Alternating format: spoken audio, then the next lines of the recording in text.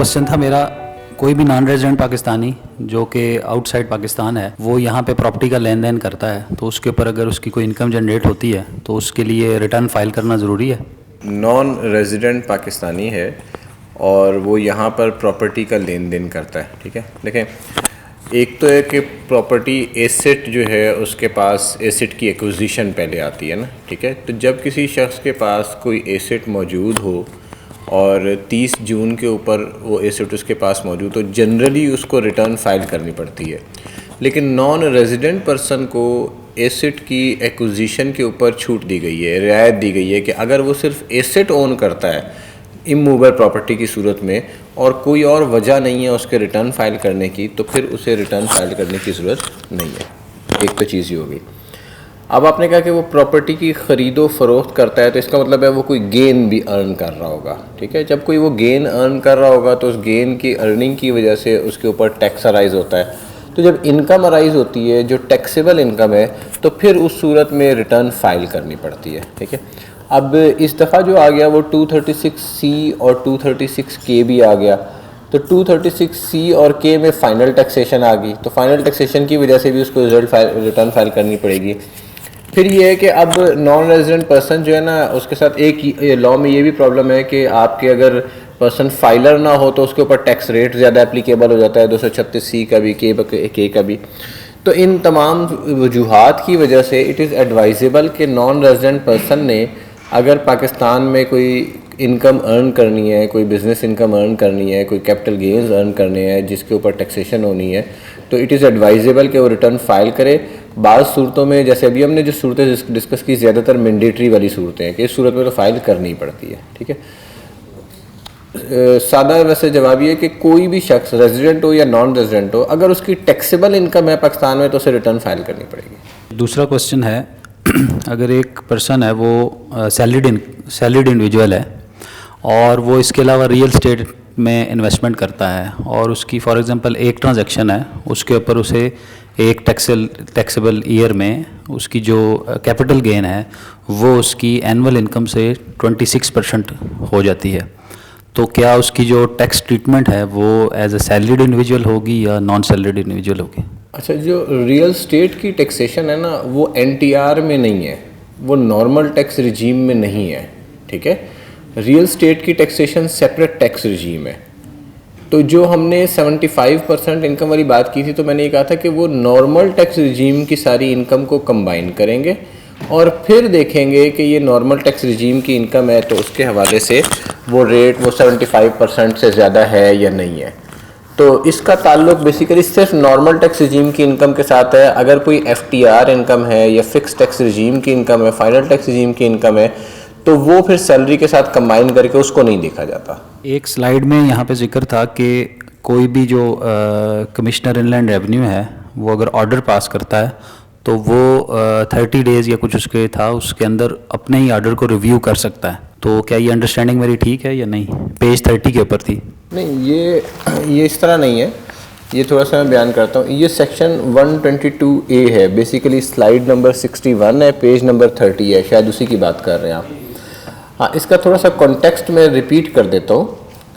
Revision bye जो commissioner है उसका कॉन्टेक्स्ट ये है कि अगर कोई शख्स का अपील वगैरह फ़ाइल होने से रह गई है, ये बेसिकली फेवरेबल या बेनिफिशियल प्रोविजंस हैं टैक्स पेयर के लिए।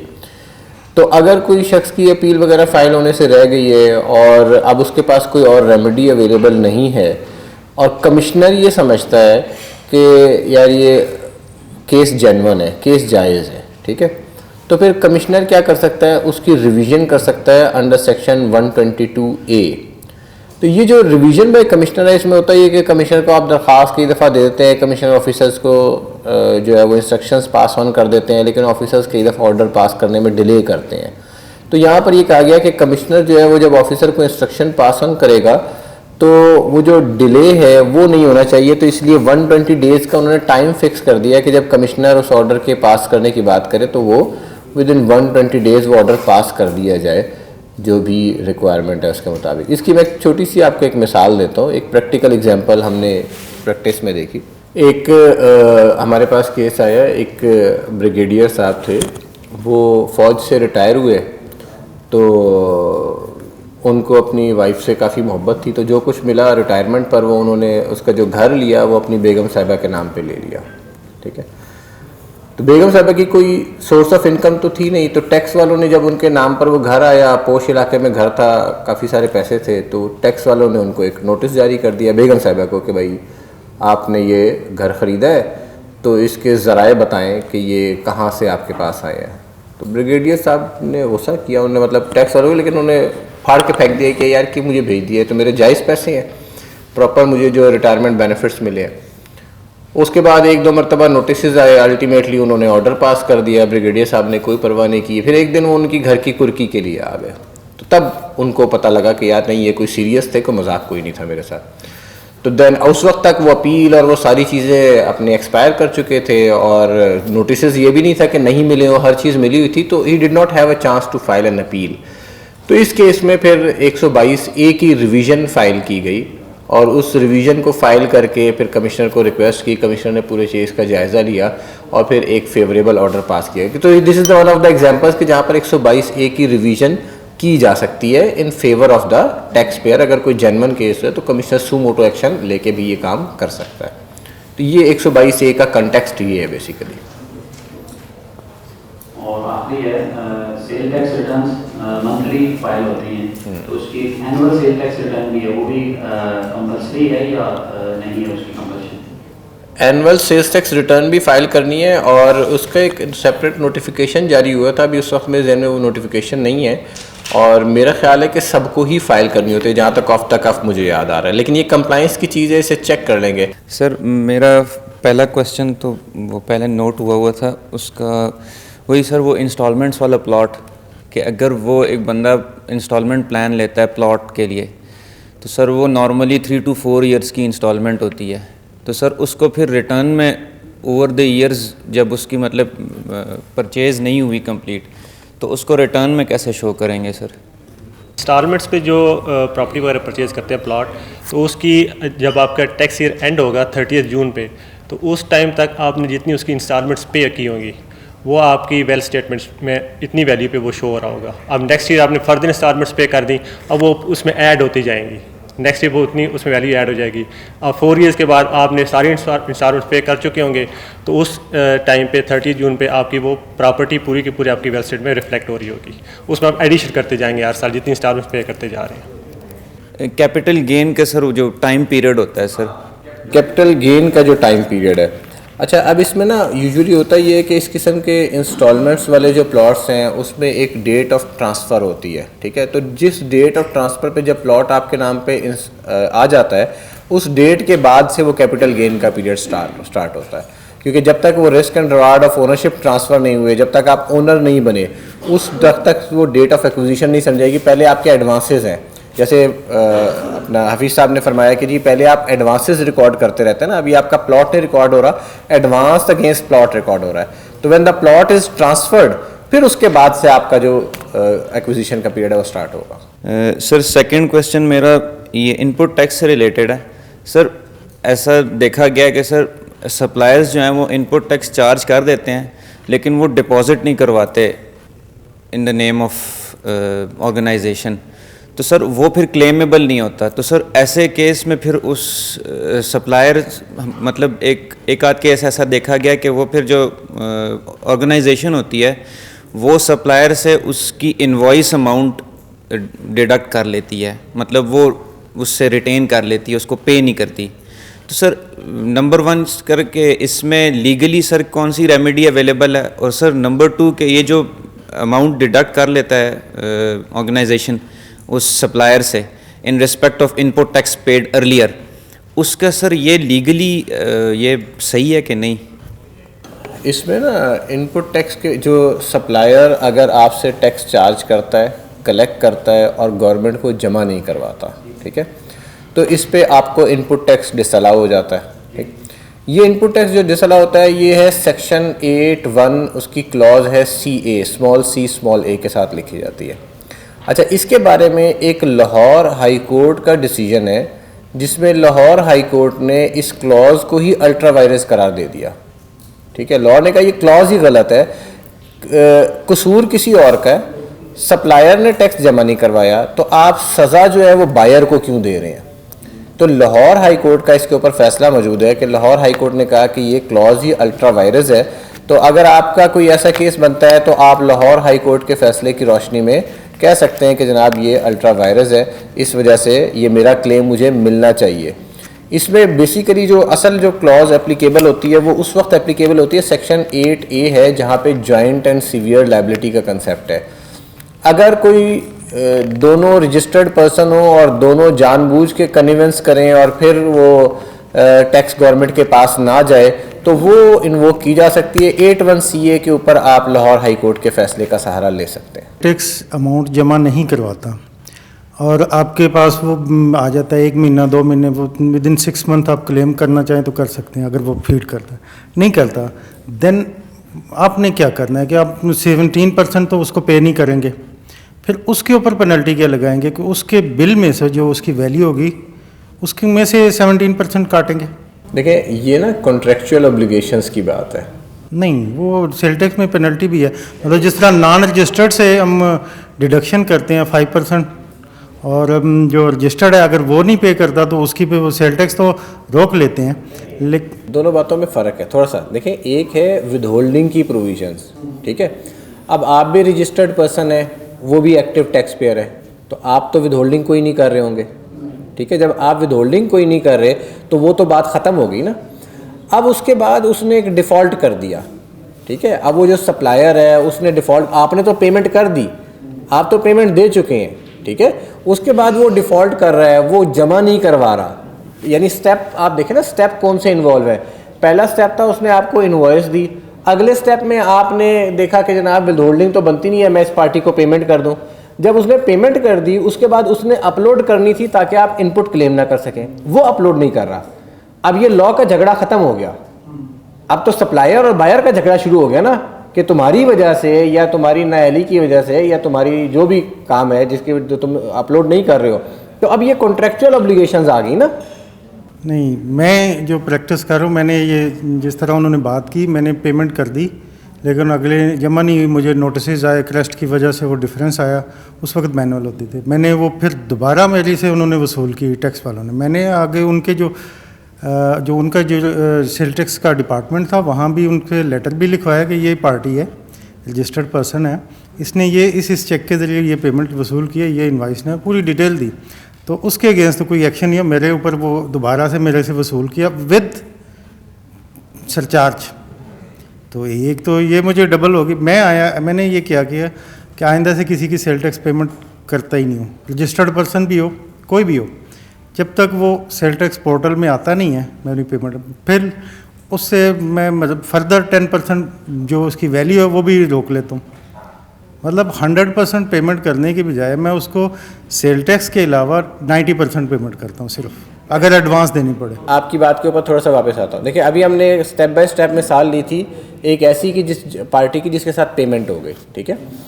अब बेसिकली आप बात कर रहे हैं कि जब आप पेमेंट जो है ना इमीडिएट नहीं करते, आप क्रेडिट पर बाइंग करते हैं, ठीक है। जब आप क्रेडिट पर बाइंग करते हैं तो जो पार्टी, क्योंकि ये एक्रूअल बेसिस पर सेल्स टैक्स की अपलोडिंग करनी होती है, तो एक्रूअल बेसिस पर जब वो पार्टी सेल्स टैक्स की अपलोडिंग नहीं करती तो इसका मतलब है पैसे अभी आपके पास से गए नहीं है, ठीक है। जब पैसे आपके पास गए ही नहीं है तो नाउ आपके पास अपॉर्चुनिटी अवेलेबल है कि आप उस बायर को इन्फोर्स करें, सेलर को इन्फोर्स करें कि भाई तुम अपलोडिंग नहीं कर रहे तो मैं सेल्स टैक्स नहीं पे करता, ठीक है। तो ये जो इन्फोर्सिंग है ये अगेन ये कहीं लॉ में नहीं लिखी हुई, ठीक है। अगेन ये इन्फोर्समेंट जो है कि तुम पैसे नहीं दोगे तो मैं तुम्हारा सेल्स टैक्स नहीं पे करूंगा, ये आपकी कॉन्ट्रेक्चुअल ऑब्लिगेशंस हैं। लॉ में तो नहीं लिखा हुआ, लॉ में तो विदहोल्डिंग की प्रोविजन में कहीं ऐसा नहीं लिखा हुआ कि आप ऐसा करेंगे, ठीक है। तो कंसेप्ट वही है कि देखिए लॉ के अंदर आपकी विदहोल्डिंग ऑब्लिगेशंस आइडेंटिफाइड हैं, उसके मुताबिक आपने टैक्स डिडक्शन करनी है। लेकिन जहाँ पर आपको नज़र आता है कि एक पार्टी डिफ़ॉल्ट कर रही है या पार्टी डिफ़ॉल्ट कर जाएगी, तो उस सूरत में जो राइट्स एंड ऑब्लिगेशंस आपको कॉन्ट्रैक्ट लॉ के अवेलेबल है आप उनको इख्तियार करते हैं। तो वो तो कहते हैं जी मैंने अगर 100 दिया तो 100 की इनवाइस की है, मुझे 100 दें, बाकी जो टैक्सेस आपने पे करने हैं वो आप पल्ले से पे करें, इनकम टैक्स भी और उसकी सेल टैक्स की भी। क्या मैं वो टैक्सेस जो पे करूं वो अपने नाम से जमा करा सकूं उस इनवाइस के साथ रिलेटेड कर? अपने नाम से मैं उसको चालान भी नहीं दूंगा क्योंकि उसने तो अपनी 100% पेमेंट ले चुका है, नॉन रजिस्टर्ड पर्सन है। अगर नॉन रजिस्टर्ड पर्सन मुझे 1 लाख रुपए की इनवाइस करता है तो मैंने विद होल्डिंग करनी है उसकी। ठीक है। नॉन रजिस्टर्ड के हिसाब से 4.5 की बजाय 9% वो कटेगा, जी। 5% सेल टैक्स कटेगा, 14% मेरी कास्ट बढ़ जाएगी। जी बिल्कुल। मैं उसको तो उसके नाम पे क्यों जमा कराऊं? मुझे क्या ऐसा हो सकता है कि मैं अपने नाम पे जमा कराऊं और उसका बेनिफिट भी जो चीज़ें क्योंकि पेयर भी मैं हूँ। हाँ, जो चीज़ें पहली बात तो ये कि जो लॉ में लिखी हुई हैं आप वही कर सकते हैं, बाकी आप वैसे जो करना चाहें वो आपकी मर्जी है, ठीक है। एक चीज़, दूसरी बात ये कि देखें, तो मैं तो आपको जो लॉ की बात है वो तो ये है कि आप इसको थोड़ा सा इस एंगल से देखें। आपने एक एक्सपेंस रिकॉर्ड किया होगा, वो आइडेंटिफाइड होगा कि आपने परचेजिंग की है एक नॉन फाइलर से, और अगर आपने उसके नाम पर ये टैक्स नहीं जमा करवाया होगा तो टैक्स वाले आपको पकड़ेंगे कि आपने क्यों नहीं जमा करवाया, सेल्स टैक्स हो या इनकम टैक्स हो। तो उस वक्त आप क्या जवाब देंगे कि मैंने अपने नाम से जमा करवा दिया? उन्होंने कहना अच्छा ठीक है भाई। अच्छा, कुछ ऐसे इदारे हैं गवर्नमेंट के जो FTA उसमें उनके पास NTN नंबर नहीं होता, FTN नंबर होता है। तो वो जब सर्टिफिकेट देते हैं तो उसमें वो CPR का नंबर और वो नहीं देते, कहते हैं हम तो रजिस्टर्ड ही नहीं, हम तो FBR में दे देते हैं चेक बना के। बहुत सारी पार्टियां होती हैं, हमें क्या पता। तो FBR वाले जाने और आप जाने, तो वो हमें एक अपने लेटर हेड पे दे देते हैं कि ये हमने टैक्स काटा है। तो क्या वो एक्सेप्टेबल हो जाता है? देखें, उसमें ये मैंने प्रॉब्लम आइडेंटिफाई किया था कि अभी ये जैसे ऑटोमेटिक रिफंड वाला सिस्टम है, तो उसमें अगर आपके नाम पे CPR नहीं होगा तो फिर आप क्लेम भी नहीं ले सकेंगे। और रिफ़ंड, इवन दूसरी तरफ से भी आप रिफ़ंड क्लेम की प्रोसेसिंग में जाएं तो इट इज़ हाईली लाइकली कि डिपार्टमेंट उसे एक्सेप्ट नहीं करेगा। उसकी वजह ये है कि सेक्शन मेरे ख्याल है 160 है, जहाँ पर अब ये स्पेसिफिकली लिख दिया गया है, सेक्शन का रेफरेंस शायद मेरे जहन से मिस हो रहा है, उसके आसपास ही है। वहाँ पे ये स्पेसिफिकली लिखा हुआ है कि आपके पास टैक्स पेमेंट रिसीट होनी चाहिए, CPR होना चाहिए। ICT टैक्स ऑन सर्विसेज में उन्होंने कहा है एक्सपोर्ट ऑफ सर्विस 0 रेट पे होगी। एक्सपोर्ट ऑफ सर्विस को उन्होंने डिफ़ाइन किया है या नहीं कि क्या out of ICT territorial jurisdiction वो एक्सपोर्ट कंसिडर की जाएगी या आउट ऑफ कंट्री को एक्सपोर्ट कंसिडर करेंगे? Thank you Numan. Export of services as such define नहीं है इन दी लॉ। जनरल जो हमारी अंडरस्टैंडिंग है एक्सपोर्ट ऑफ सर्विसेज मींस के जो टेरिटोरियल जुरिस्डिक्शन ऑफ पाकिस्तान से बाहर कोई सर्विस प्रोवाइड होगी तो that will be counted as export of services. पर दिस इज़ ग्रे एरिया जहाँ चीज़ डिबेट हो सकती है, और शरीफ साहब को मैं रिक्वेस्ट करूँगा वो फिर ज़्यादा डिटेल में भी इसको with reference to other case laws वो एक्सप्लेन कर देते हैं। ठीक, थैंक यू जी। जैसे रात गुल साहब ने कहा कि ये ग्रे एरिया है, ठीक है। अच्छा, इसके ऊपर मुझे कुछ अर्सा पहले एक बड़ी डिटेल से रिसर्च करने का मौका मिला, और उस रिसर्च से मैं आपको कम्प्लीटली बोर नहीं करूँगा, लेकिन ये कि एक मैं एग्जांपल आपको देता हूँ। इंडिया में केस हुआ माइक्रोसॉफ्ट का, ठीक है, और ये बड़ा मशहूर केस है इंडिया में, और तकरीबन 7-8 साल ये केस चलता रहा। अल्टीमेटली उसका फिर डिसीजन हुआ अभी। माइक्रोसॉफ्ट के केस में ये हुआ कि माइक्रोसॉफ्ट की एक लोकल एंटिटी थी जो इंडिया में सर्विसेज दे रही थी, और सर्विसेज वो दे रही थी अपनी एक इंटरनेशनल एंटिटी को जो मेरा ख्याल है कहीं सिंगापुर वगैरह में थी। और सर्विसेज कुछ इस किस्म की थी कि उसने कस्टमर बेस बना के और वो कस्टमर उनके हैंड ओवर करने थे, ठीक। तो ये एक्सपोर्ट ऑफ सर्विस है या नहीं है, ये इंडिया में क्वेश्चन रेज हुआ। तो वहाँ पर जो डिसीजन हुआ ट्राइब्यूनल का, उन्होंने कहा कि ये एक्सपोर्ट ऑफ सर्विस है, और उन्होंने कहा कि आल्दो सर्विसेज जो हैं वो परफॉर्म इंडिया में हो रही हैं, लेकिन इसका जो कंज्यूमर है वो आउटसाइड इंडिया है, तो इसलिए ये एक्सपोर्ट ऑफ सर्विसेज की डेफिनेशन में फॉल करेगा। तो ये एक एग्जांपल है, लेकिन मैं आपको थोड़ा सा बताऊं कि पाकिस्तान में ये लॉ ना अभी इवॉल्व हो रहा है। पहले तो ये एक्सपोर्ट ऑफ सर्विसेज है नहीं है, एक्सपोर्ट को 0 रेटिंग होनी चाहिए, एग्जेम्पशन होनी चाहिए, इसको मानने को तैयार नहीं थे। अब कम अज़ कम इतना आ गया कि एक्सपोर्ट ऑफ सर्विस 0 रेटेड है। अब एक्सपोर्ट ऑफ सर्विस की डेफिनेशन के ऊपर यकीनन झगड़ा होगा। इंडिया ने किया ये कि उन्होंने 2005 में इसके वेल डिफाइंड रूल्स बना दिए, लेकिन देखिए इंडिया में सर्विस का जो सेल्स टैक्स का लॉ है वो 90s में आया था, मेरा ख्याल है 94 में आया था, और उन्होंने तकरीबन 11 साल लिए इन रूल्स को वेल डिफाइंड रूल्स बनाने में। हाउएवर हमारे पास अपॉर्चुनिटी है कि हमारी गवर्नमेंट जो है इसको अब एक आपके पास मौजूद है कि एक्सपोर्ट ऑफ सर्विसेज के ऊपर दुनिया क्या कर चुकी है, तो हमारी गवर्नमेंट इसके रूल्स अभी बना दे और डिफाइन कर दे। अदरवाइज़ ये लिटिगेशन है जो फ्यूचर में आएगी कि एक्सपोर्ट क्या चीज़ है और क्या चीज़ नहीं है। इसमें फिर एक और इम्पॉर्टेंट चीज़ जो आखिरी इस बात को कंक्लूड करता हूँ कि एक इम्पॉर्टेंट है, इसमें एक गाइडलाइन अवेलेबल है OECD की एक्सपोर्ट ऑफ सर्विस और डॉक्ट्राइन ऑफ कंजम्पशन के हवाले से। वो गाइडलाइन बड़ी इंटरेस्टिंग है, जो बड़ी डिटेल से एक्सप्लेन करती है डॉक्ट्राइन ऑफ कंजम्पशन को और एक्सपोर्ट ऑफ सर्विस को। तो वो फिर आप मुझे एक ईमेल करेंगे तो मैं आपको वो गाइडलाइन भेजूंगा, फिर आप उसे डिटेल से पढ़ेंगे तो आपको आइडिया होगा कि ये बहुत वास्ट टॉपिक है। हमें क्लैरिटी है, कंट्री वाइड एक ही लॉ है, तो जब कंट्री की बाउंड्री से बाहर कोई गुड जाएगी तो उसको एक्सपोर्ट कंसिडर किया जाएगा। अब चूँकि ये चीज़ सिर्फ ICT टैक्स ने कहा है कि एक्सपोर्ट ऑफ सर्विस जो है ज़ीरो रेट पे होगी, तो क्या बाकी प्रोविंस को अगर मैं सर्विस दे रहा हूँ तो उसको मैं ICT के लिए एक्सपोर्ट कंसिडर करूँगा या नहीं? जो एक्सपोर्ट का वर्ड है ना, एक्सपोर्ट का वर्ड बाकी प्रोविंसेस में भी इस्तेमाल हुआ है, ठीक है। एक्सपोर्ट का वर्ड पंजाब में भी इस्तेमाल हुआ है, एक्सपोर्ट का वर्ड सिंध में भी इस्तेमाल हुआ है, और एक्सपोर्ट का वर्ड जो है वो इस्लामाबाद के लॉ में भी इस्तेमाल हुआ है, ठीक हो गया। एक्सपोर्ट के ऊपर एक रीसेंट जजमेंट थी ISCO के केस में अतर मिनल्ला साहब की, इस्लामाबाद हाई कोर्ट की, और उसमें ये हुआ था कि बिजली, ISCO बिजली बनाता है और उसकी जो एक्सपोर्ट थी वो AJK जा रही थी। तो उसके ऊपर अतर मिनल्ला साहब ने कहा कि यार ये एक्सपोर्ट नहीं है। उन्होंने काफ़ी सारी चीज़ों को लेके और उन्होंने कहा कि ये एक्सपोर्ट की डेफिनेशन में फॉल नहीं करता। तो अगर उस जजमेंट के पैरामीटर्स को मैं कंसिडर करूं तो उस जजमेंट से ये बात ज़ाहिर होती है कि एक्सपोर्ट सिर्फ वही चीज़ कंसिडर होगी जो पाकिस्तान से बाहर जा रही है। पाकिस्तान या कोई ऐसी टेरिटरी जो फॉरेन टेरिटरी नहीं है उसको वो एक्सपोर्ट कंसिडर नहीं करेगा, जो लॉ है, ठीक है। और लॉ की इंटेंशन भी यही है कि वो एक्सपोर्ट को कंसिडर करे जो एक्सपोर्ट आउटसाइड पाकिस्तान है, नॉट ओनली कि एक्सपोर्ट सिर्फ इस्लामाबाद से बाहर हो, पिंडी हो, मतलब इस्लामाबाद से बाहर पिंडी में ही अगर सर्विस प्रोवाइडर बैठा हुआ तो फिर बड़ा मसला हो जाएगा कि ये भी ज़ीरो रेटेड है। तो जो इंटेंशन ऑफ लॉ है वो भी आउटसाइड पाकिस्तान की है, और मेरा ख्याल है कि वो जो अतर मिनल्ला साहब की डिसीजन है वो भी सपोर्ट देगा इस बात को, ये आउटसाइड पाकिस्तान वाली बात को सपोर्ट देगा। तो कश्मीर के केस में फिर इसको एक्सपोर्ट नहीं कंसिडर किया उन्होंने, ये पार्टिकुलरली कश्मीर का ही केस था। इनकम टैक्स से रिलेटेड वो सेक्शन 236K एंड C, उसमें नॉन रेजिडेंट इंडिविजुअल के लिए tax deductible shall be final. अब अगर एक बंदा at the time of payment non filer है तो उसका टैक्स डिडक्टेबल हो जाएगा 2%। क्या वो उसका 2% फाइनल होगा?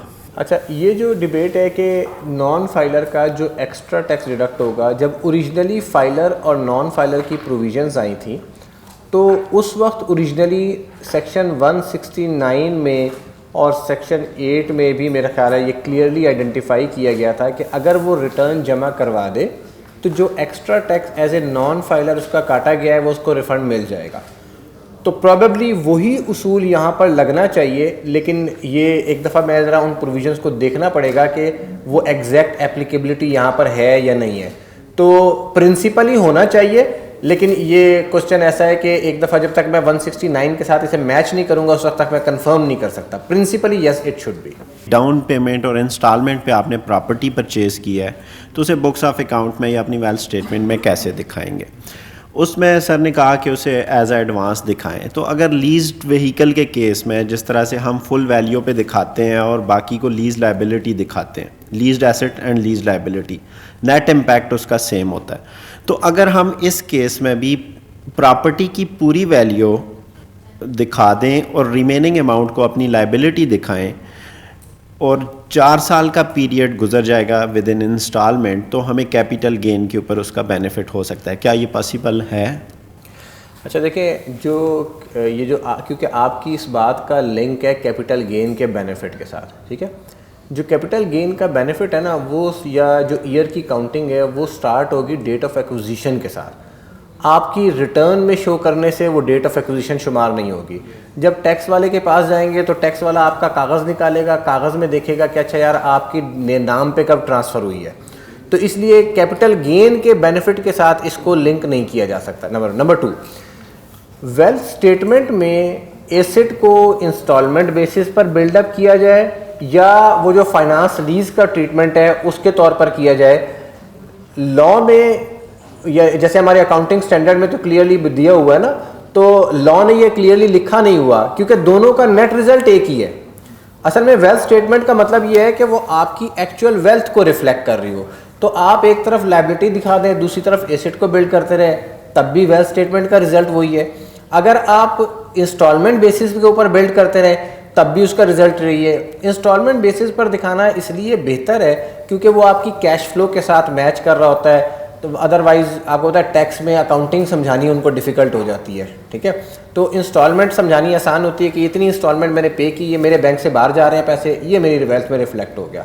तो इसलिए इंस्टॉलमेंट बेसिस पर दिखाना बेहतर ट्रीटमेंट है, जैसे कि हफीज़ साहब ने भी एक्सप्लेन किया। और कैपिटल गेन वाली बात मेरा ख्याल एप्लीकेबल नहीं होगी। सर दो चीज़ें जिनके reason of inclusion in finance act, उनकी एक्सप्लेनेशन थोड़ी चाहिए। एक तो जो एनुअल रिकन्सिलिएशन स्टेटमेंट है विद होल्डिंग की, और दूसरी चीज़ है सेल्स टैक्स के अंदर ब्रांडिंग लाइसेंस। इसका रीज़न क्या है इंक्लूजन का इन दोनों चीज़ों का?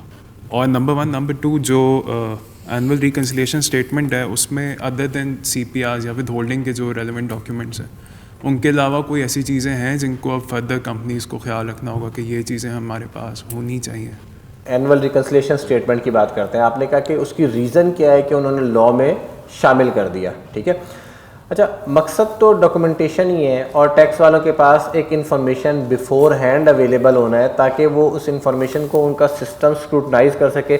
अभी तक इसके रूल्स और फॉर्मेट नहीं आया है। ठीक है, तो लेकिन जो बैक एंड पर जो अंडरस्टैंडिंग है या जो चीज़ है वो यही है कि यार डॉक्यूमेंटेशन प्रॉपर हो जाए और ये सिस्टम बेस्ड ऑडिट की तरफ शायद बढ़ने वाली चीज़ें हैं, बजाय इसके कि अफसर हर दफ़ा एक रिकन्सिलिएशन मांगे।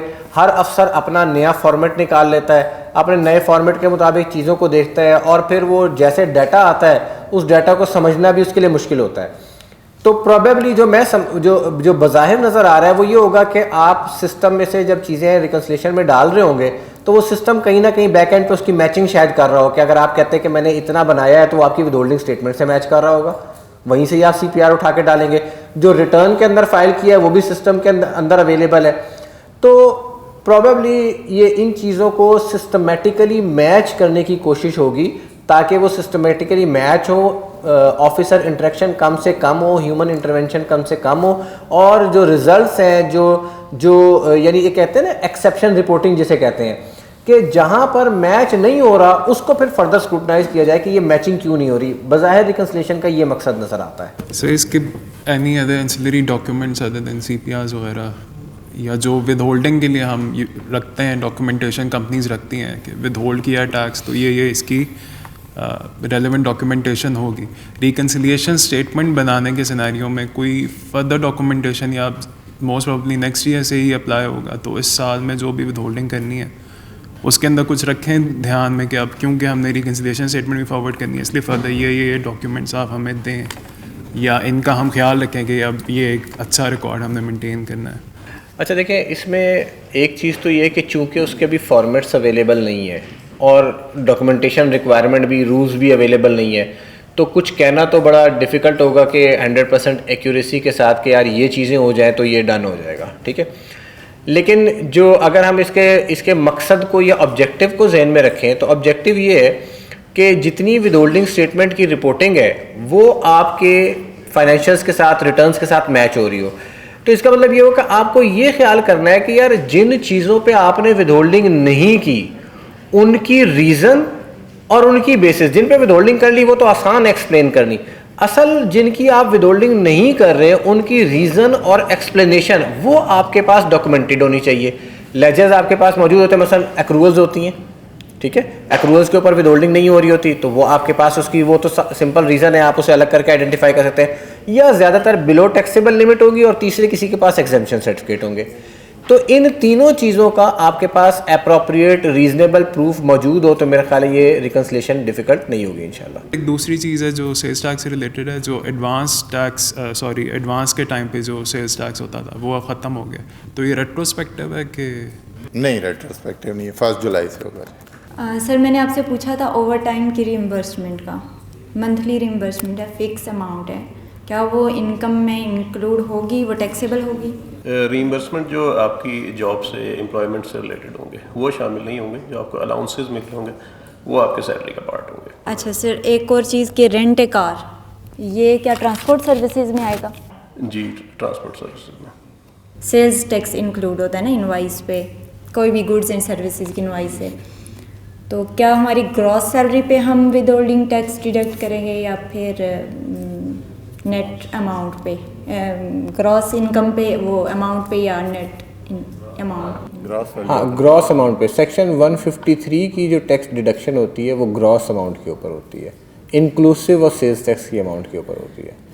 मसलन आपको टैक्स सर्विसेज हैं, से for the sake of argument, अगर हम आपको बिल करते हैं से 10,000 रुपये का और उसके ऊपर 1,600 रुपये का सेल्स टैक्स है, तो 11,600 रुपये के ऊपर आपने इनकम टैक्स डिडक्ट करना है ग्रॉस अमाउंट के ऊपर। एक पाकिस्तान में एक बिज़नेस है एक पर्सनस का, जिस तरह फ्रीलांसेस वगैरह हो गया, अमेज़ोन वगैरह हो गया, वो सर्विसेज तो बाहर दे रहा, लेकिन ऑफिस पाकिस्तान में, इसकी जो इनकम जनरेट होगी वो थ्रू प्रॉपर बैंकिंग चैनल के आ रही है, वो आ भी रही, पाउंड्स की शक्ल में आ रही है इनकम्स वगैरह, ठीक है। आया कि उसे इनकम टैक्स की रिटर्न में ट्रीट किया जाएगा, इनकम फ्रॉम फॉरेन सोर्सेज के नॉर्मल इनकम में किया जाएगा?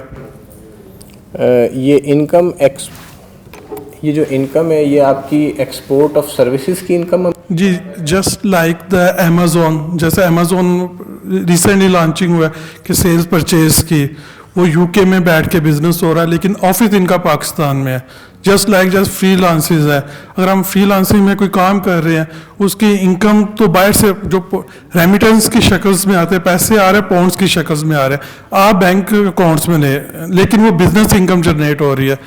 जी, जो बिज़नेस इनकम जनरेट हो रही है ना, जो भी एक्सपोर्ट ऑफ सर्विसेज हो रही है, उसकी प्रॉपर रिटर्न फाइल होगी, यानी आप उसे इनकम फ्रॉम बिजनेस में उसका रेवेन्यू भी डिक्लेयर करेंगे, एक्सपेंसेस भी डिक्लेयर करेंगे, नेट इनकम वर्कआउट करेंगे, और उस नेट इनकम के ऊपर आप टैक्स लायबिलिटी कैलकुलेट करेंगे, फिर उसका टैक्स क्रेडिट लेंगे। सर, जैसे आपसे पहले पूछा था गूगल इनकम जो आ रही है फॉरेन रेमिटेंस के थ्रू पे, उसमें सर्विसेज सेल्स टैक्स का किस तरह की इन्वॉल्वमेंट होगी? क्योंकि वो तो बाहर एक ऐप बनाते हैं और वो ऑनलाइन एडवर्टाइजमेंट उसके थ्रू मिलती है, और वो गूगल डायरेक्ट आपके अकाउंट में पैसे ट्रांसफ़र कर देता है, तो अभी तो 1% वो ले तो रहे हैं, लेकिन इसकी सेल्स टैक्स की किस तरह हम करेंगे, क्योंकि फाइलिंग लाजमी है या नहीं ज़रूरत है?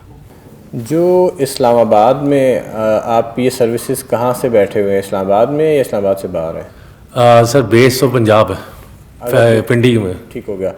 अच्छा, इसमें ना हर सूबे के और इस्लामाबाद के अपने अपने डिफरेंट रेगुलेशंस हैं, ठीक है। जो एक्सपोर्ट ऑफ सर्विसेज है वो इस्लामाबाद में अगर बैठ के दे रहे हैं तो वो ज़ीरो रेटेड है, और जिसकी सर्विसेज ज़ीरो रेटेड है उसके लिए सेल्स टैक्स रिटर्न फाइल करना भी मैंडेटरी है। आल्दो वो रिटर्न फाइल करेगा, उसमें कोई सेल्स टैक्स चार्जिंग नहीं होगी, लेकिन रिटर्न उसे फाइल करनी पड़ेगी, सेल्स टैक्स में उसे रजिस्टर भी होना पड़ेगा, क्योंकि उसकी सर्विसेज टैक्सेबल सर्विसेज है।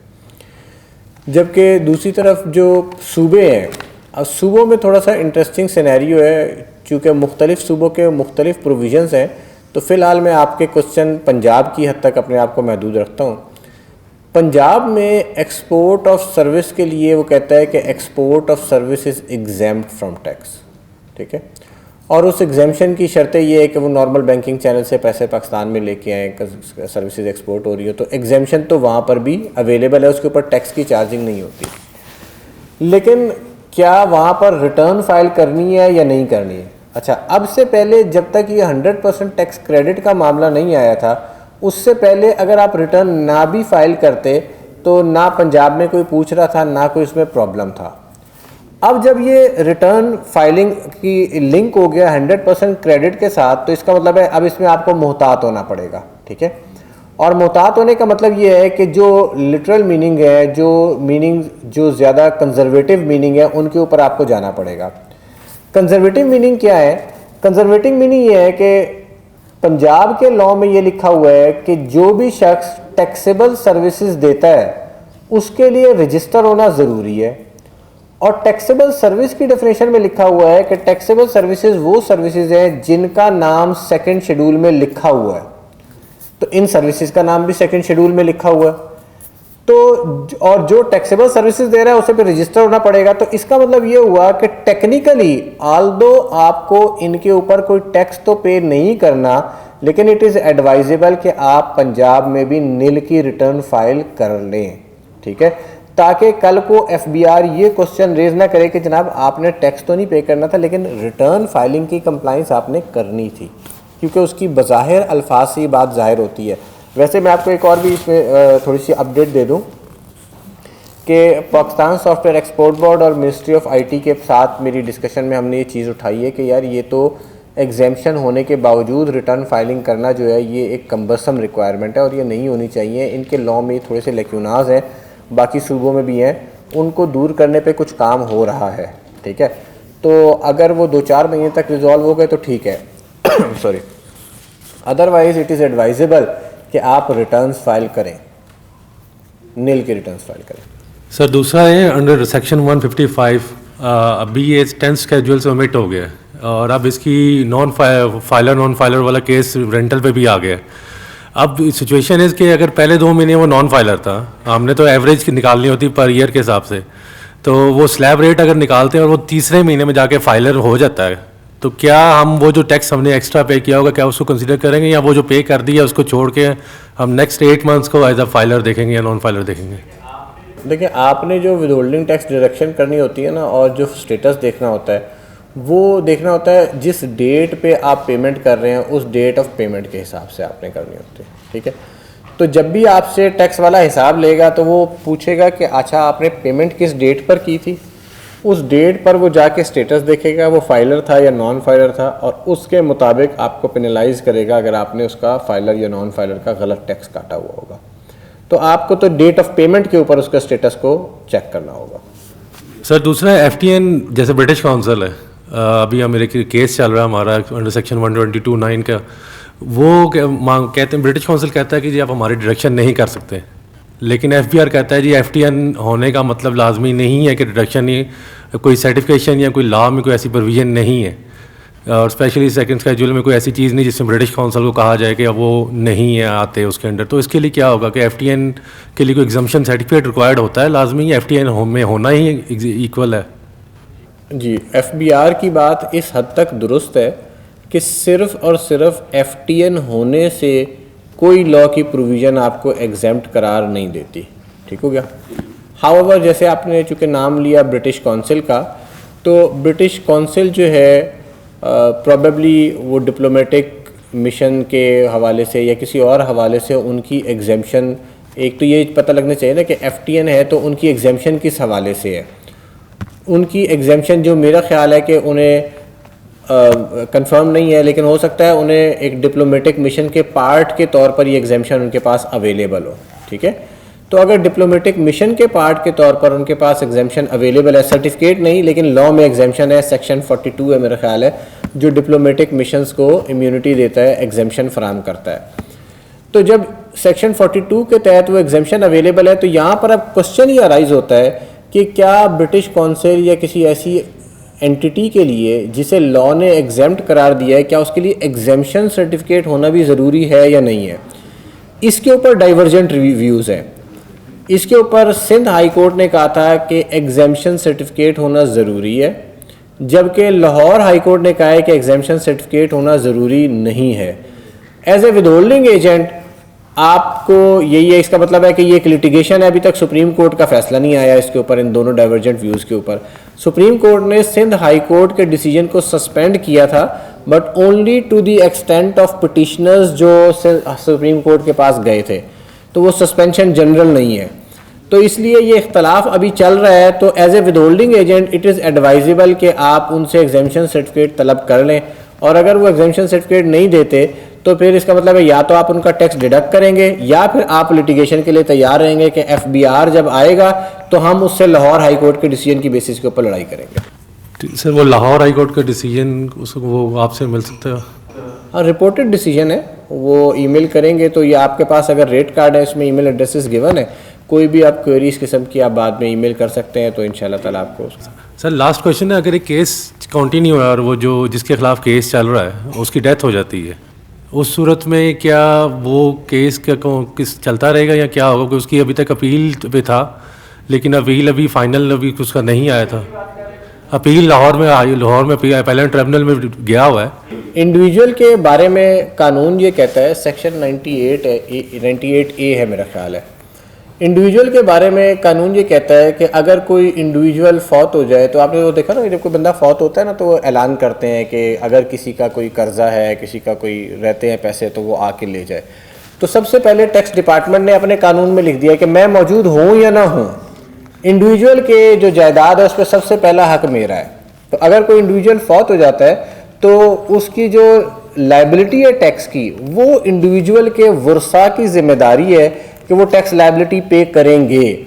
लेकिन वो जिम्मेदारी की एक लिमिटेशन है, वो लिमिटेशन है कि जितनी वर्सा के पास जायदाद आएगी तक उस हद तक। फॉर एग्जांपल, अगर वारसे के पास जायदाद 100 रुपए की आई है और टैक्स लायबिलिटी 150 की है, तो 100 रुपए पे करने, 150 पूरे पे कर नहीं किए जाएंगे। यानी ये नहीं है कि वर्सा को अपनी जायदाद में से देना पड़ेगा। एक तो ये बात।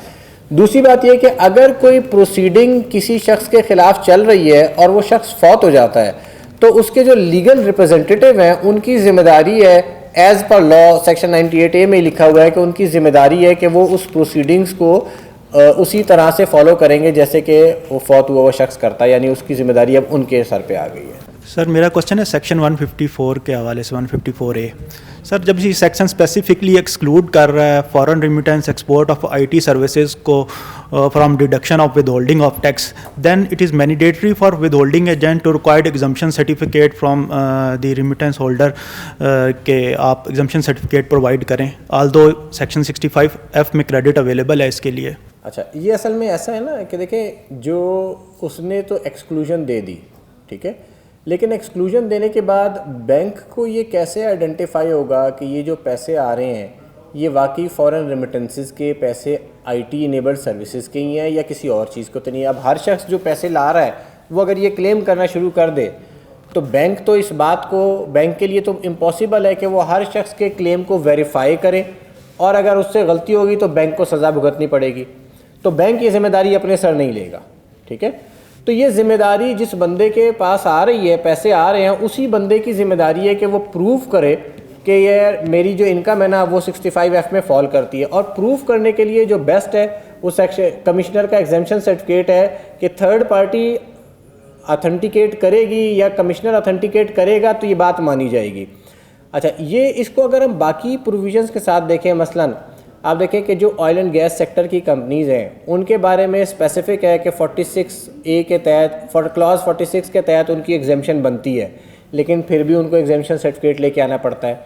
इसी तरह ये और भी चीज़ें हैं जो ये सिंध हाई कोर्ट का जो डिसीजन हुआ था ना, उसके बाद से जब तक एग्जेम्पशन सर्टिफिकेट मौजूद ना हो, विद होल्डिंग एजेंट जो है ना वो FBR के काबू में है कि भाई तुमने एग्जेम्पशन सर्टिफिकेट के बगैर टैक्स विद होल्डिंग क्यों नहीं की।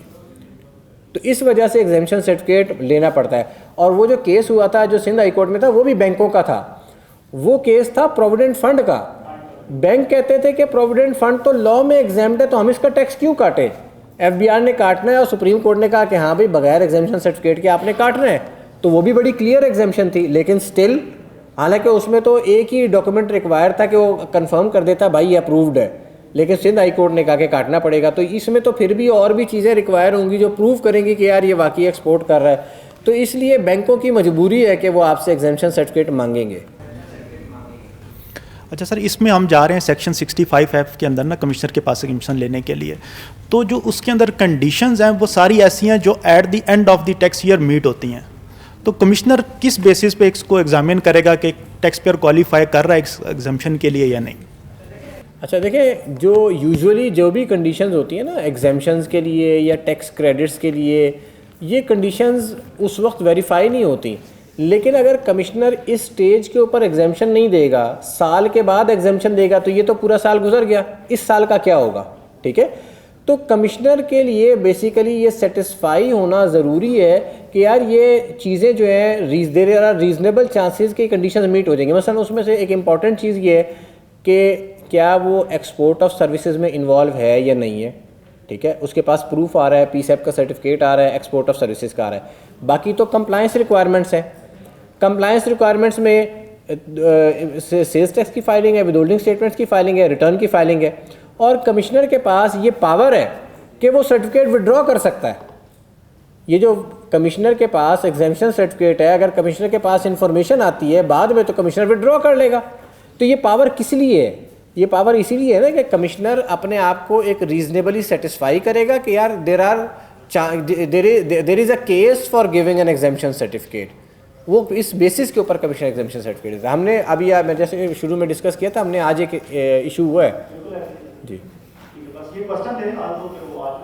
जी जी बिल्कुल जी जी ज़रूर ज़रूर। सर मेरा क्वेश्चन था कि ये टीयर 1 रिटेलर्स के ऊपर आपने कुछ बताई थी, चेंजेस बताई थी, और पूछना ये था कि ये साइमल्टेनियसली सारी कंडीशंस मीट करेंगी तो हम टीयर 1 में फॉल करेंगे, या ये जो कंडीशन F इसमें पेज नंबर 39 पे लगी हुई है जो मशीन्स के ऊपर, अभी क्रेडिट डेबिट कार्ड मशीन्स के ऊपर है, वो कोई एक कंडीशन भी मीट करेगी तो टीयर 1? टीयर 1 रिटेलर्स की डेफिनेशन जो है वो जितनी भी कंडीशन है उसमें किसी एक कंडीशन को भी अगर आप मीट कर रहे होंगे तो आप टीयर 1 में फॉल कर जाएंगे।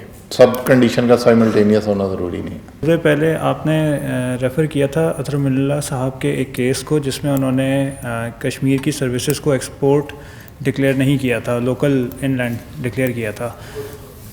वहाँ पे रिटर्न अलग फ़ाइल होती है, उनका सुप्रीम कोर्ट अलग है और उनका गवर्नमेंट भी अलग है। तो वहाँ पे जब अगर हम किसी सर्विसेज के अगेंस्ट पेमेंट करते हैं तो वो रेजिडेंट में आएगा या नॉन रेजिडेंट में आएगा, सर्विसेज या सप्लाईज़ के अगेंस्ट? अच्छा देखें, जो एक्सपोर्ट का था वो गुड्स की एक्सपोर्ट थी, वो इलेक्ट्रिसिटी की एक्सपोर्ट थी, तो उसको उन्होंने कहा था कि ये एक्सपोर्ट की डेफिनेशन में फ़ॉल नहीं करता।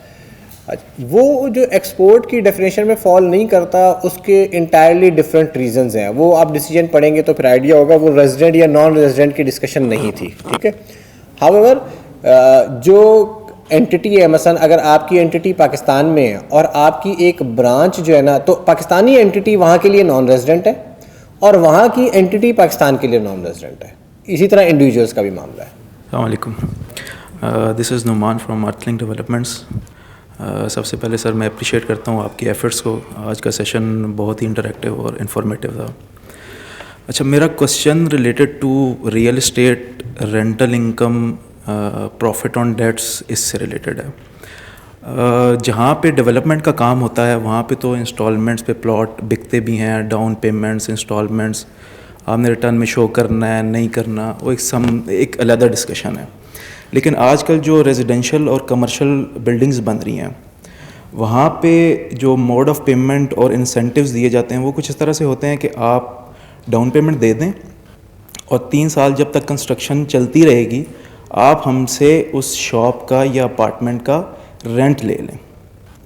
और वो ये मैंने एक तो इस पे डिस्कशन करनी है कि वो रेंटल की पेमेंट होगी और अदर पार्टी के लिए वो इनकम फ्रॉम प्रॉपर्टी होगी, या ये इन अ सेंस इंटरेस्ट या प्रॉफिट ऑन डेट होगा, क्योंकि आपने फाइनेंसिंग भी करनी होती है उस बिल्डिंग की कंस्ट्रक्शन के लिए। और ड्यूरिंग 3 इयर्स ना तो ऑनरशिप ट्रांसफ़र होती है, ना मतलब ट्रांसफ़र उसके पास जाती है, ना पोजेशन जाती है। तो एक तो ये है कि ये मुझे एक्सप्लेन कर दें कि ये जो रेंटल्स की पेमेंट है वो हमारे लिए क्या होगी, हमने उसकी विदहोल्डिंग अगर करनी है तो किस तरह से करनी है, और ऑन दी अदर हैंड जो बंदा हमसे ले रहा है वो उसकी इनकम फॉर प्रॉपर्टी होगी या इसको किस तरह से डिक्लेयर किया जाएगा। क्योंकि बाज़ औक़ात जो आपके क्लाइंट्स होते हैं वो नॉर्मली अप्रोच भी करते हैं आपको सॉर्ट ऑफ एडवाइस के लिए और इस तरह से कि यार किस तरह से प्रेजेंट करनी है। अच्छा, इसमें जो सबसे पहले बुनियादी बात है वो एक चीज़ को अपने जहन में रखना है कि इस चीज़ को आप चेक कर लें, मैंने वैसे चेक किया हुआ है कि क्या ये पेमेंट्स आप कर भी सकते हैं या नहीं कर सकते, ठीक है। लीगली आपको इस किस्म की पेमेंट्स अलाउड है या नहीं है, जो शायद नहीं है, ठीक है। आजकल ये सिलसिला चल रहा है, लेकिन लीगली ये जो पेमेंट्स हैं ये एक्चुअली फ़ाइनेंसिंग का मोड है, ठीक है। तो इस मोड ऑफ फाइनेंसिंग को जो हमारी अंडरस्टैंडिंग है वो लॉ अलाउ नहीं करता, और किसी वक्त जो है इसके ऊपर आपको मुश्किल का सामना करना पड़ सकता है लॉ इन्फोर्समेंट एजेंसीज़ की वजह से। तो एक तो इस चीज़ को जहन में रख लें। ये प्योरली टैक्स का जवाब नहीं था, लेकिन चूँकि वी नो इट तो इसलिए आइडेंटिफाई करना ज़रूरी था। दूसरी चीज़ जो है, जैसे मैंने इस जवाब में ही आपको आइडेंटिफाई हो गया कि it is actually a financing mode, ठीक है। रेंट का नाम है लेकिन एक्चुअली इट इज़ फाइनेंसिंग। तो from purely technical perspective it is profit on debt. There is an arguable case of calling it a rent, ठीक है, there is an arguable case of calling it a rent. लेकिन अगर इसकी substance की बात करें तो सब्सटेंस इसका प्रॉफिट ऑन डेट का ही है, इंटरेस्ट का ही है, लीगल डॉक्यूमेंटेशन से इसे रेंट की कैटेगरी में क्लासिफाई करने की कोशिश की जा सकती है, but that is a debatable thing. तो ये यानी अगर इसका मैं प्योर टेक्निकल जवाब दूं तो it is profit on debt interest, उसके मुताबिक ही इसकी टैक्सेशन होनी चाहिए। बेसिक मेरे लिए डिफरेंस ये था कि एक में तो हमने इन्वेंट्री जो हम बेसिकली शॉप या अपार्टमेंट है उसको ट्रांसफ़र तो कर ही देना है, तो एक तो वो रेंटल्स वो तो एक सेपरेट केस हो गया। एक ये है कि हम स्पेस जब दे रहे होते हैं तो वो डिमार्केशन नहीं हुई हुई होती है और ना ही कभी उसकी ऑनरशिप जाती है ना पोजेशन जाती है, वो बस एग्रीमेंट हो जाता है कि आपने एक स्पेस हमसे बाय कर ली हुई है। देखिए ये थोड़े से इसके लीगल पहलू को भी देखने की ज़रूरत है, ठीक है। और अगर ये लीगली आप यानी कि ये लीगली अलाउड है या नहीं है, जैसे पहले भी मैंने कहा। दूसरी चीज़ ये कि अगर वो स्पेस कभी जानी नहीं है, एक्चुअल में वो स्पेस एग्जिस्ट ही नहीं करती, वो बननी नहीं है, तो फिर तो सीधा सीधा लोन लिया है और लोन के ऊपर इंटरेस्ट पे हो रहा है। और ये जो यानी ये तो अगर मैं थोड़े सख्त अल्फाज यूज़ करूँ तो ये तो एक शैम ट्रांजैक्शन है, ये तो एक्चुअल ट्रांजैक्शन ही नहीं है जो रिफ्लेक्ट जो होनी चाहिए। तो ये एक शैम ट्रांजैक्शन है और ये ट्रांजैक्शन जो है ग्राउंड रियलिटीज़ किसी भी ग्राउंड रियलिटी को रिफ्लेक्ट नहीं कर रही। It is simply a loan और प्रॉबेबली वो लोन लेना अलाउ नहीं था, तो उस लोन को कवर करने के लिए ये एक टूल क्रिएट किया गया। हाँ जी, IFRS 15 रेवेन्यू से रिलेटेड जो है रिसीवर पॉइंट ऑफ व्यू से उसमें इस तरह की ट्रांजैक्शन की अकाउंटिंग डिस्कस की हुई है कि ये जो आप रेंटल कह रहे हैं या डिस्काउंट कह रहे हैं ये बेसिकली प्राइस कंसेशन है। तो उसके लिए जो अकाउंटिंग ट्रांजैक्शन वहाँ पे डिस्कशन हुई कि जब आपने एडवांस पेमेंट ले लिया शुरू में, वो आप एडवांस फ्रॉम कस्टमर में रिकॉर्ड करें और जो मंथली आप उसको वापस कर रहे हैं in the shape of rental और डिस्काउंट, वो उस एडवांस में से माइनस करते रहें और जब प्रॉपर्टी एक्चुअली कंप्लीशन के टाइम ट्रांसफ़र होगी तो आपकी एडवांस की रकम एक्चुअल अमाउंट जो आपका रेवेन्यू होगा उस पर रिकॉर्ड हो जाएगा। तो हमने रिटर्न के अंदर भी इसी तरह से उसको प्रेजेंट करना होगा। टैक्सेशन पॉइंट ऑफ व्यू से फिर अकाउंटिंग और उसको मैच मैं करने के लिए स्पेसिफिक इस वक्त टैक्सेशन के ऊपर ही, accounting treatment is something else. Specifically मैं टैक्सेशन के बारे में मैंने पता करना था इस बारे में। टैक्सेशन और अगर कंपनी की टैक्सेशन और अकाउंटिंग साथ साथ चलेंगे ना, जैसे अकाउंट फॉर करेंगे उसी की फिर आगे टैक्सेशन आपने करनी है ना। आप अगर उसे रेंट अकाउंट फॉर देखिए, पहली चीज़ तो अकाउंटिंग है ना, जो कंपनी अकाउंट्स में रिकॉर्ड करेगी चीज़, जो कंपनी अपने अकाउंट्स में चीज़ रिकॉर्ड करेगी उसी को रिटर्न में रिफ्लेक्ट करना है ना। आप तो एक कंपनी के तौर पर ही बात कर रहे हैं ना, प्राइवेट लिमिटेड कंपनी आपकी। हाँ, तो प्राइवेट लिमिटेड कंपनी तो अकाउंटिंग भी तो फॉलो करनी है ना, तो वो दोनों चीज़ें साथ मैच होंगी आपकी और उन दोनों को मैच करना ज़रूरी भी है, लेकिन इन ट्रांजैक्शन से बचने की कोशिश करें। मेरा क्वेश्चन ये है कि जब सैलरी पर्सन है और उसके साथ जो ऑर्गेनाइजेशन कमीशन देती है और कमीशन पे टैक्स नहीं डिडक्ट होता, तो उसकी ट्रीटमेंट के लिए हम क्या करेंगे? ये तो गलत काम कर रहे हैं ना कि आप साथ कमीशन दे रहे हैं और उस पर टैक्स नहीं काट रहे। जब जो कमीशन एम्प्लॉई को दिया जाता है वो सैलरी की डेफिनेशन में ही शामिल है और उसके ऊपर टैक्स ऐसे ही कटेगा जैसे सैलरी के ऊपर कटता है। यानी जब एम्प्लॉयर उसको कंबाइन करेगा, सैलरी को और कमीशन इनकम को कंबाइन करेगा और उसके मुताबिक फिर पूरी इनकम के ऊपर टैक्स काटेगा, सैलरी का ही काटेगा। सर दूसरा ये है कि कमीशन तो वेरी कर रहा होता है, फर्स्ट मंथ में तो डिफरेंट आ गया और नेक्स्ट मंथ में डिफरेंट होगा। सही है। और वो सैलरी पे डिपेंड भी नहीं कर रहा होता कि वो तो बाद में मिलना होता है। जी बिल्कुल ठीक है। तो उस पर जब वो कमीशन मिलेगा फिर उस वक्त टैक्स डिडक्शन होगी कि या फिर उसको नॉर्मल में लेके जाएंगे, जिस तरह 12% कमीशन है, 12% रेट है, इसी तरह ट्रीटमेंट करें। एम्प्लॉई को मिलने वाला कमीशन, मैं रिपीट कर रहा हूँ कि सैलरी की डेफिनेशन में ही शामिल है। जैसे बोनस होता है, बोनस भी तो रेगुलर नहीं मिलता ना, जब मिलता है तो सैलरी में शामिल कर देते हैं और उसके मुताबिक आप सैलरी के एस्टीमेट को रिवाइज़ करते हैं और सैलरी के ऊपर टैक्स काट लेते हैं। तो इसी तरह कमीशन भी होगा। कमीशन भी समझ लें कि एक तरह का बोनस ही है, आपको परफॉर्मेंस की वजह से मिल रहा है, नाम कमीशन का हो गया, लेकिन एम्प्लॉई की परफॉर्मेंस की बेस पर ही है वो आपने टैक्स क्रेडिट का बताया था ना कि 100% टैक्स क्रेडिट, तो वो टैक्स क्रेडिट हम कहाँ पे यूज़ कर सकते हैं? तो वो हम अपने रेंट पे जो टैक्सेस हैं वहाँ पे यूज़ कर सकते हैं। टैक्स क्रेडिट है आपकी अपनी इनकम जो आईटी एक्सपोर्ट से आ रही है, ठीक है। यानी आपकी जो आईटी एक्सपोर्ट की इनकम पहले एग्जाम्प्ट थी, ठीक है। फ़र्ज़ किया आप उससे 10 लाख रुपया कमाते हैं, तो 10 लाख रुपया पहले आप कहते थे एग्जाम्प्ट है। अब उस 10 लाख रुपए के ऊपर टैक्स कैलकुलेट करेंगे। फ़र्ज़ किया 10 लाख रुपए के ऊपर टैक्स बनता है 20,000 रुपया। वो टैक्स जो है आपको पे नहीं करना पड़ेगा, उसके ऊपर क्रेडिट होगा 100% का, और टैक्स आप ज़ीरो पे करेंगे। यानी प्रैक्टिकली पहले भी आप कोई टैक्स नहीं दे रहे थे, अब भी आप कोई टैक्स नहीं देंगे, ठीक है। लेकिन एक कैलकुलेशन का फ़र्क आ गया कि पहले आप टैक्स लायबिलिटी कैलकुलेट नहीं करते थे, अब आप टैक्स लायबिलिटी कैलकुलेट करेंगे, फिर उतनी लायबिलिटी माइनस कर देंगे। आइडेंटिफिकेशन पर्पसेस के लिए एक चीज़ आ गई है। दूसरी चीज़ ये आ गई है कि ये जो क्रेडिट है, इस क्रेडिट की अवेल करने की शर्तें हैं 4, ठीक है। पहले एग्जेम्पशन की एक ही शर्त थी, क्रेडिट अवेल करने की 4 शर्तें, ये चेंज आ गई है। नहीं, लेकिन अभी तो सोर्स के ऊपर ही आपका 1% कट जाता है ना। वो अलग चीज़ है, वो इसमें जाके अभी मैं एड्रेस करूँगा कि वो क्या मसला है।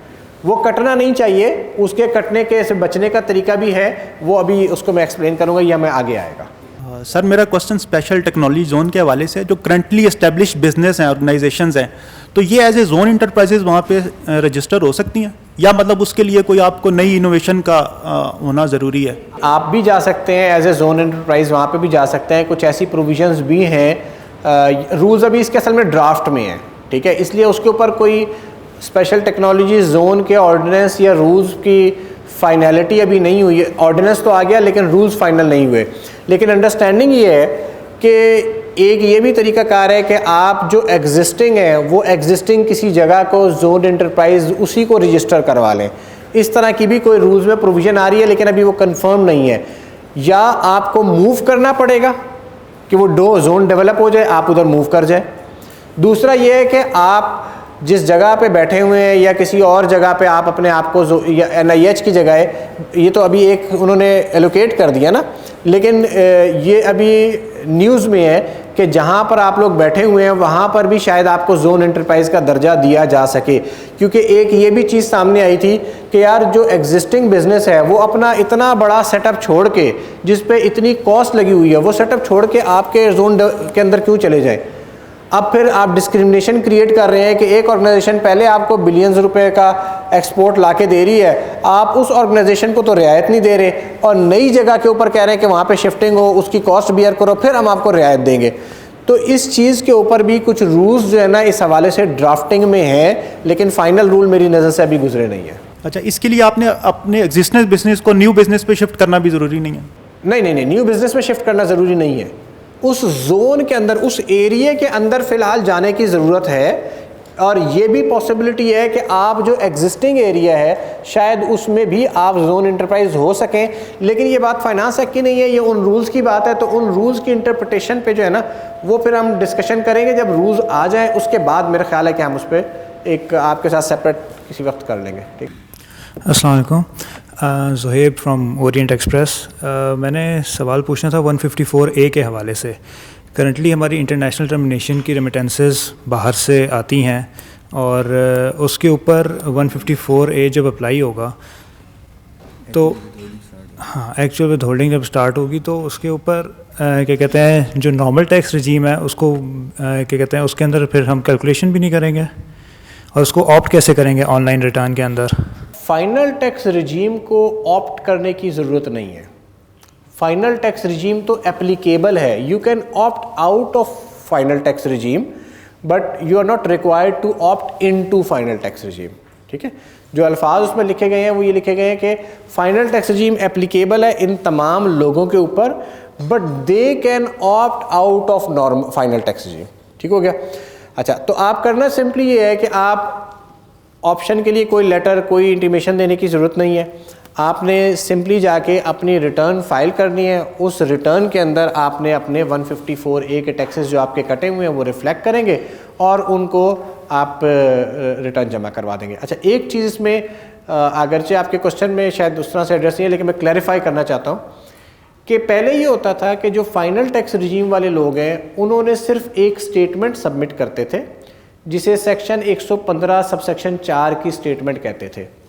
उसमें ग्रॉस रेवेन्यू लिखते थे और ग्रॉस रेवेन्यू के against tax deducted at source की अमाउंट लिखी और कुछ और लिखने की ज़रूरत नहीं होती थी।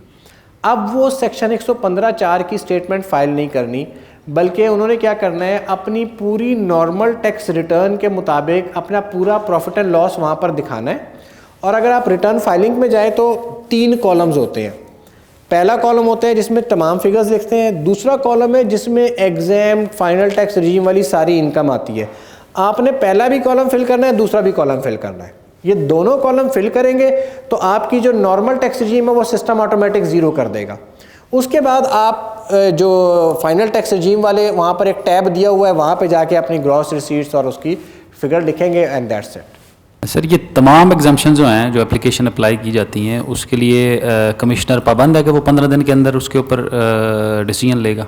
जी, ये कंपनीज़ जो एग्जाम्पशन अप्लाई करती हैं उसके लिए कमिश्नर पाबंद है कि वो 15 दिन के अंदर अंदर उसका डिसीजन करेगा। हाँ, इंडिविजुअल और एओपी के लिए उसके ऊपर पाबंदी नहीं है। और इसके साथ जो रिव्यू एप्लीकेशन होती है 122 की, उसके ऊपर रिव्यू एप्लीकेशन की टाइम लिमिट नहीं है, रिव्यू की नहीं है time. Sir Zuhaib here from Orient Express LDI। ये जो मोबाइल के ऊपर इन्होंने कहा है, मोबाइल कॉल्स के ऊपर 75 पैसा पर कॉल, ड्यूरेशन जो है जो उसकी 5 मिनट से ऊपर जाती है। इसमें मुझे बताएं कि सिर्फ GSM ऑपरेटर्स के लिए है या जो बैक एंड पे इंटरकनेक्ट प्रोवाइड कर रहे होते हैं, जैसे हम LDI ऑपरेटर हैं, उनके लिए भी ये है? फॉर एग्जांपल इंटरनेशनल कॉल आती है टर्मिनेशन, हाँ टर्मिनेशन के ऊपर, या लोकल टर्मिनेशन है लेकिन बैक एंड पे है, एंड यूज़र को हम नहीं पहुंचा रहे, उसके लिए भी यही है एप्लीकेबल? लिखा तो सिर्फ मोबाइल फ़ोन कॉल है और एज़ पर माई अंडरस्टैंडिंग ये सिर्फ टेलीकॉम ऑपरेटर जो हैं जो चार्ज करते हैं एंड कंज्यूमर से, उन्होंने चार्ज करना होगा क्या? तो अगर लेट्स से कि मतलब एक ऑपरेटर से दूसरे ऑपरेटर को कॉल जा रही है लेकिन बीच में कोई थर्ड ऑपरेटर भी शामिल है, तो वो थर्ड ऑपरेटर जो है वो तो आपके जो आपस में अगर इंटरकनेक्ट चार्जेस लेते हैं ना, वो उसके चार्जेस पे तो वही FED नहीं लगी है, वो वही रहेंगे। ये सिर्फ एंड कंज्यूमर के ऊपर जो चार्ज है वो लगेगा। ठीक है, मेरा क्वेश्चन ये है कि जो मैन्युफैक्चरर्स है और एंड यूज़र है और हम लोग हैं डीलर्स, जो सेल टैक्स होता है वो मैन्युफैक्चरर्स ने पे करना है और एंड मैन्युफैक्चरर ने इनवाइस में लेना है और एंड यूज़र ने पे करना है। क्या हमारे लिए भी इंटीग्रेटेड सिस्टम ज़रूरी होगा कि नहीं? नहीं, अभी तक तो सिर्फ रिटेलर्स के लिए जो, लेकिन हम लोग रिटेलर में भी शो हो रहे हैं। जो अगर रिटेलर्स की जो डेफिनेशन है Tier 1 रिटेलर्स, उसके अंदर अगर आप फॉल करते हैं तो रिटेलर की डेफिनेशन में जो जैसे 4-5 कंडीशन हैं उसमें मेरा ख्याल है आप नहीं फॉल करते किसी में भी। जैसे अगर आपकी वो रिटेल वो है इंटरनेशनल चेन ऑफ स्टोर्स है, आपका स्टोर्स तो नहीं होता, ठीक है। फिर एयर कंडीशन मॉल के अंदर रिटेलर्स बैठे होते हैं, जो वो भी आप उस तरह से मैन्युफैक्चरिंग फैसिलिटी है और आप अपने शोरूम्स के ज़रिए जो डीलर के ज़रिए काम कर रहे हैं। फिर उसके अंदर इलेक्ट्रिसिटी बिल क्या है, उसमें शायद आप फॉल कर जाएं कि जो रिटेलर जिनका इलेक्ट्रिसिटी पिछले 12 महीने में 12 लाख से ज़्यादा इलेक्ट्रिसिटी का बिल आया, तो इसमें मोस्ट प्रॉब्ली आप लोग फॉल करते हैं। फिर एक है कि बल्क जो इम्पोर्टर्स हैं जो कि इंपोर्ट करके जनरल बॉडी ऑफ कंज्यूमर को गुड्स और डिस्ट्रीब्यूटर्स को सेल कर रहे होते हैं, वो इसमें भी प्रॉब्ली देखने वाली बात है कि शायद इसमें भी आप फॉल कर रहे हैं। और लास्टली 2 कंडीशन आज हमने डिस्कस की थी, एक वो जो शॉप एरिया 1000 स्क्वायर फीट वाला और ये POS मशीन जहाँ पे लगी हुई हैं। तो आप अगर इन 2 एरियाज़ हैं जहाँ पे प्रॉबेबली आप फॉल कर सकते हैं, बट डिटेल में ज़रा देखना पड़ेगा। Thank you so much.